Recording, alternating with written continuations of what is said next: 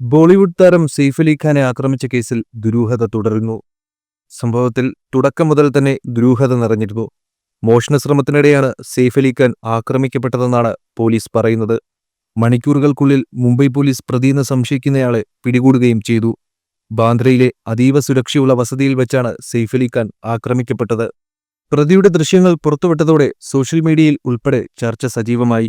ആദ്യം പോലീസ് പുറത്തുവിട്ട CCTV ദൃശ്യത്തിലുള്ളയാളിനെയല്ല police പിടികൂടിയതെന്ന സംശയം ഉയർന്നു.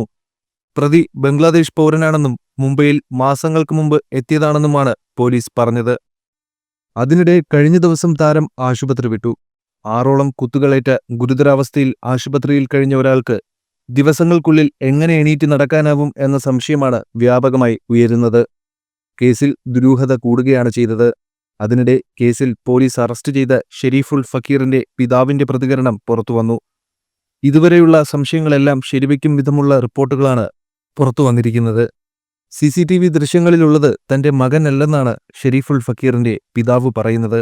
പോലീസ് മകനെ കുടുക്കിയതാണെന്നും പിതാവ് ആരോപിച്ചു. സംശയത്തിന്റെ പേരിലാണ് മകനെ അറസ്റ്റ് ചെയ്തത്. സംഭവത്തിന് ശേഷം പോലീസ് പുറത്തുവിട്ട ദൃശ്യങ്ങളിലുള്ളത് എന്റെ മകനല്ല എന്നാണ് പിതാവ് പറയുന്നത്. ദൃശ്യങ്ങളിലുള്ളയാളും മകനും തമ്മിൽ ചില സാദൃശ്യങ്ങളുണ്ട്. അതുകൊണ്ടാണ് പോലീസ് അറസ്റ്റ് ചെയ്തത്. ഷെരീഫുൾ ഇന്ത്യയിലെത്തിയത് അനധികൃതമായാണ്. അതിനാൽ എളുപ്പത്തിൽ മകനെ കേസിൽ കുടുക്കാൻ കഴിയുമെന്നും ബംഗ്ലാദേശ് നാഷണലിസ്റ്റ് പാർട്ടിയുടെ പ്രാദേശിക നേതാവ് കൂടിയായ മുഹമ്മദ് റൂഹുൽ അമീൻ ടൈംസ് ഓഫ് ഇന്ത്യയോട് പറഞ്ഞു. ദൃശ്യങ്ങളിൽ ഉള്ളയാളിന് നീണ്ട മുടിയുണ്ട്. എന്നാൽ തന്റെ മകൻ മുടി നീട്ടി വളർത്താറില്ലെന്നും മുടി മുകളിലേക്ക് ചീകി വയ്ക്കുകയാണ് ചെയ്യാറുള്ളതെന്നും പിതാവ് അവകാശപ്പെടുന്നു. മകന്റെ അറസ്റ്റിനെ നയതന്ത്ര പ്രശ്നമായി ഉയർത്താൻ ബംഗ്ലാദേശിലെ മുതിർന്ന രാഷ്ട്രീയ നേതാക്കളുമായി ആശയവിനിമയം നടത്തിയിട്ടുണ്ടെന്നും അദ്ദേഹം പറഞ്ഞു. റൂഹുലിന്റെ 3 മക്കളിൽ രണ്ടാമനാണ് ഷെരീഫുൾ.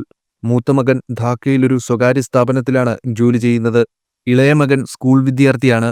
10ാം ക്ലാസ്സിൽ വെച്ച് ഷെരീഫുൾ പഠനം ഉപേക്ഷിച്ചു. ഖുൽന ചണ മില്ലിലെ തന്റെ ജോലി നഷ്ടപ്പെട്ടതിന് പിന്നാലെയാണ് മകൻ ജോലിക്കിറങ്ങിയതെന്നും പിതാവ് പറയുന്നു. ഞങ്ങൾ പാവപ്പെട്ടവരാണ്, എന്നാൽ ക്രിമിനലുകളല്ല. ബംഗ്ലാദേശിൽ ബൈക്ക് ടാക്സി ഓടിച്ചാണ് ഷെരീഫുൾ ജീവിതമാർഗം കണ്ടെത്തിയിരുന്നത്. കഴിഞ്ഞ വർഷം ഷെയ്ഖ് ഹസീന സർക്കാർ അധികാരത്തിലെത്തിയതോടെയാണ് മകൻ പ്രതിസന്ധിയിലായതെന്നും പിതാവ് പറഞ്ഞു. മകൻ ഖാലിദസിയുടെ അനുയായിയാണ്. ഹസീന അധികാരത്തിൽ വന്നതോടെയാണ് മകന് തിരിച്ചടിയായത്. അതിനാലാണ് മെച്ചപ്പെട്ട തൊഴിലവസരം തേടി മകൻ രാജ്യം വിടാൻ തീരുമാനിച്ചത്. ഒരു ഏജന്റിന്റെ സഹായത്തോടെയാണ് അനധികൃതമായി ഷെരീഫുൾ ഇന്ത്യയിലേക്ക് കടന്നതെന്നും പിതാവ് വ്യക്തമാക്കി. കഴിഞ്ഞ വർഷം ഏപ്രിലാണ് ഷെരീഫുൾ ഇന്ത്യയിലെത്തിയതെന്നും അദ്ദേഹം പറഞ്ഞു. കഴിഞ്ഞ വ്യാഴാഴ്ച പുലർച്ചെയാണ് ബാന്ദ്രയിലെ വസതിയിൽ അതിക്രമിച്ചു കയറി സെയ്ഫ് അലി ഖാനെ ആക്രമിച്ചത്. ആക്രമണത്തിൽ നടന് 6 തവണ കുത്തേൽക്കുകയും കത്തിമുറിഞ്ഞ് ശരീരത്തിൽ തറയ്ക്കുകയും ചെയ്തു. ചോരയിൽ കുളിച്ച നടനെ ഓട്ടോറിക്ഷയിലാണ് ആശുപത്രിയിലെത്തിച്ചത്. ആക്രമണശേഷം പ്രതി വീട്ടിൽ നിന്ന് രക്ഷപ്പെടുന്ന CCTV ദൃശ്യങ്ങളും പോലീസ് പുറത്തുവിട്ടിരുന്നു. കുട്ടികളുടെ മുറിയിൽ കള്ളൻ കയറിയെന്ന് സഹായികളിൽ ഒരാൾ അറിയിച്ചതിനെ തുടർന്നാണ് സെയ്ഫ് മുറിയിലെത്തിയത്. തുടർന്ന് നടന്ന ഏറ്റുമുട്ടലിലാണ് പ്രതി സെയ്ഫ് അലി ഖാനെ കുത്തിപ്പരിക്കേൽപ്പിച്ചത്. ശരീരത്തിൽ 6 തവണയാണ് കുത്തേറ്റത്. ഗുരുതരമായ പരിക്കിൽ നിന്ന് തലനാരിഴയ്ക്കാണ് സെയ്ഫ് അലി ഖാൻ രക്ഷപ്പെട്ടതെന്ന് ഡോക്ടർമാർ പറഞ്ഞു. 5 മണിക്കൂർ നീണ്ട ശസ്ത്രക്രിയയ്ക്കൊടുവിലാണ് ശരീരത്തിൽ കുടുങ്ങിയ കത്തി നീക്കം ചെയ്തത്.